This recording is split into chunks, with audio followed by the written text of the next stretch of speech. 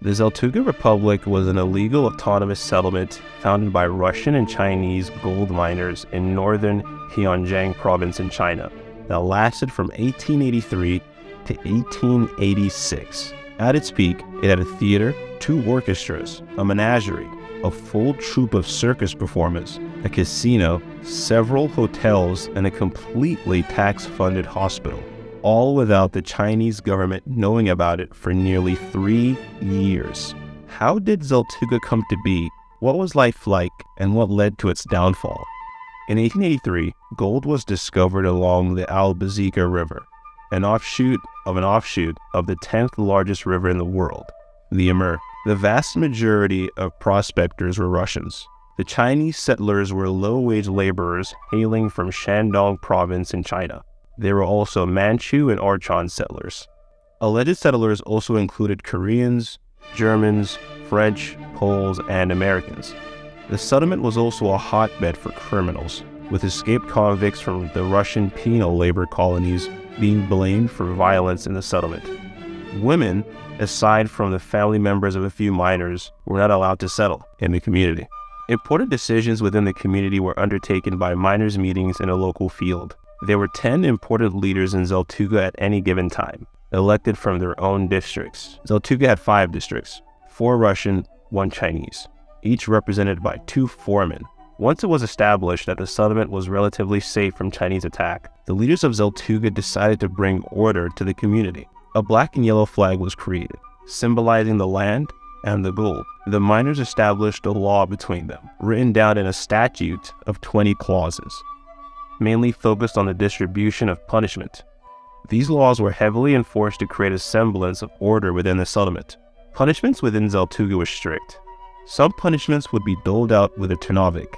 In English, it's a blackthorn, or a spiked whip, which meant almost certain death. Thieves received 500 turnovik whips, while those accused of unnatural vices and crimes, people carrying weapons while drunk, people who made false gold sand, and people who shot guns without a good cause, received 500 normal whips. People who brought women into Zaltuga without express permission were hit 400 times with a stick, and people who made loud noises at night were dealt 200 blows with a stick. Look, I get it, it's loud! Shut up! You want to stay loud? Ah! Ah! Ah! Drinking was banned within 33 miles from the pit, which was reduced to 16.5 miles later on. The common punishment for open drunkenness was 100 lashes with a whip, and traders were generally not allowed to sell alcohol, leading to the use of underhanded tactics. Some would buy land near a mine and disguise their workers as miners who would secretly trade diluted vodka for gold. Merchants supplied alcohol to the settlement while transporting its gold at the same time. Businesses within the settlement paid tax to a common treasury, the funds of which were used to maintain the local church, the public bathhouse, and the hospital, as well as pay high-ranking executives.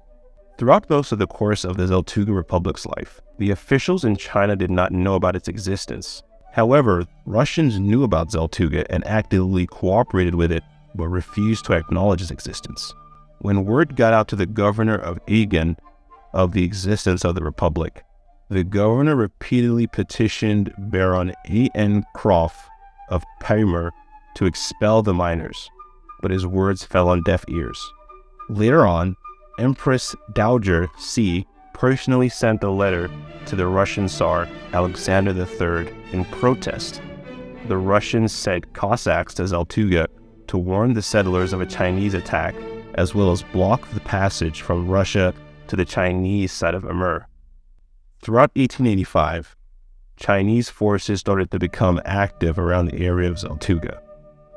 In July 1885, the Russian government officially called for the return of all Russian subjects to Russian territory. On August 18, a Sing official, along with 60 soldiers, visited the settlement to demand evacuation within 8 days. The Chinese returned after the deadline passed and found Zaltuga mostly empty. The settlers, however, had simply hidden away nearby and began to return. In January 1886, the Chinese again sent a detachment of 1,600 soldiers to the colony and ordered them to destroy it, deport the Russians, and execute any Chinese. The decision to allow the Russian settlers free passage home was to ensure that a worsening of relations with Russia would not occur. The settlement dispersed as a result, and Zaltuga was burned to the ground. The Russian survivors, most of whom moved to different parts of the country, attempted to replicate Zaltuga, but failed. The Chinese survivors who fled to the left bank of Amur successfully started to mine gold at the other sites in the Amur River basin, albeit with less success. The city of Mohe was founded nearby, with an official gold mine opened there the year after.